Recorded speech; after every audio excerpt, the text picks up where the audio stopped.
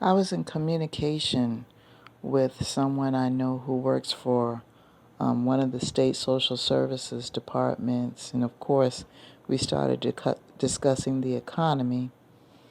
And my question at the end of the conversation was, okay, well, what do we as people do about it? And the first thing that this young lady told me is that, oh, we're just going to have to pray. And that's a problem, people. Having a blanket answer like that does not make the problem go away. I don't have anything against prayer. You guys know this. If you've been listening to my channel, if you've been paying attention to my lives, if you have been receiving my messages, I am a strong proponent for prayer and meditation. As a matter of fact, when I open my eyes first thing in the morning, before I even move, I go ahead and give homage. I give thanks for seeing another day. I have no problem with prayer. But there are some people, and I think I've mentioned this briefly in other audios when talking about other subjects, is that sometimes when people don't have an answer for a problem, then the first thing they want to say is, oh, well, I'm going to give it up to God, or I'm going to give it up in prayer. See, there's something that some people aren't telling you. We have more power that was given to us by God within us than we think. But we've been told by certain institutions or beliefs or groups or organizations that we are not as powerful as we are. We have a lot of resources and knowledge within us that is untapped. And sometimes when people see that, they don't want that in their presence because they can't dominate over it. It's a power trip for some people. Have you ever had that person that you've known for years or someone in your family, no matter what you say or do, they don't appreciate what you have to say? They don't appreciate your opinion or your viewpoints, and you're scratching your head and you're trying to figure out why. It's a spiritual thing, people. That person wanted to have dominion and power over you, and they realized that you knew something that they didn't. And it's hurting them to their core and to their core and to their spirit, to the point where they just exhibit nothing but hateful feelings toward you every time they get in contact with you. It is a form of jealousy. Yes, it is. They can't stand the fact that anyone close to them knows something that they don't. Deep down, they know that you have more of a spiritual connection than they do. Deep down, they know that you work harder and that you're appreciated more than they are. Now, I'm not saying this so you can have a big head about the situation. No. And some of them are even jealous that you don't even have a arrogant attitude behind it. Please pardon the motorcycles. People are going into work right now. It's early. And it hurts them to their soul to the point where they don't even consciously realize that they're exhibiting these behaviors. So they'll try to put these little nuggets of misinformation inside of you and try to diminish your self-esteem and diminish your capacity for thinking and try to limit it so they can feel more important and powerful than you. The power that's given to you by the Spirit is given just for you to use as you see fit.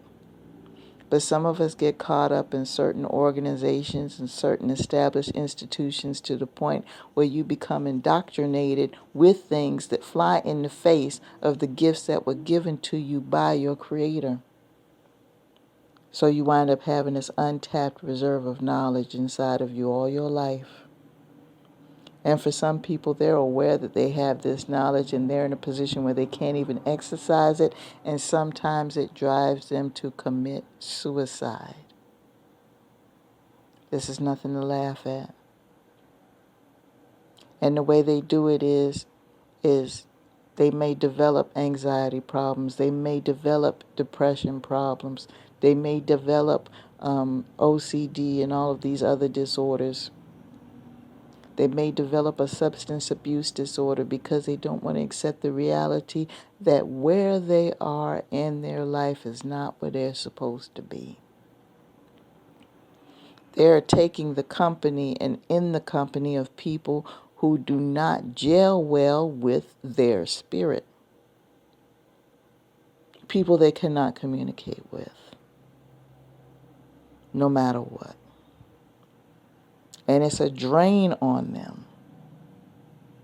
But because of whatever relationship that they have with this person, they feel obligated. They're stifled. Their spirit is being stomped on. And it's literally driving them crazy. So I say this to say this. Whenever you see that there is a problem, instead of just going into the mode of helplessness for a lack of knowledge and saying, oh, I'm just going to pray about it, or I'm just going to give it to God. Go to God first and ask yourself, what do I have in me to help facilitate a change in this situation? Now, I'm not saying be a busybody, so please don't misinterpret this. Don't say, don't try to resign yourself to that. I'm talking about relative situations that contribute to the change of society. I'm talking about situations that affect you and yours and help in the advancement of you and yours and your vision to help other people. Don't make it a point of jumping up and down in somebody else's business because you feel you got this power inside of you, because one day somebody's going to call you out on that. Be careful. But please don't get into the habit of saying just because you don't have an answer, I'm going to leave it to God, or I'm going to pray about it just because you don't have an answer. When you say you're going to leave something to God, that is a strong statement to make. And again, please pardon the motorcycles. It's a strong statement to make. And I hear people say it all the time about how they're going to leave something to God. They don't. And half of them don't even remember saying that in conversation. That's their way of shutting the conversation down, because deep down they don't want to admit that they don't have an answer. And that's the truth. And that's the way it is with some of these believers who say, well, I don't know, I'm just going to pray about it. No, what you should have done is cut that sentence short and say, I don't know, and just left it at that. Because most of them don't pray about it after the fact. It's just their way of shutting down a conversation that they can't contribute any knowledge to because they don't have the information. Don't be throwing stuff in God's lap that He's already given to you to handle. I'm going to say that again. Don't be throwing stuff into God's lap that He's already given to you to handle. Tap into your reserves. Establish a stronger spiritual connection. I hear people say they pray and meditate for 2 hours a day, but they have constant chaos in their lives. Everything around them is a mess. So my question is, who are you talking to, and what are you meditating about 1 to 2 hours a day where you still have this negative energy and have this constant conflict and upheaval in your life?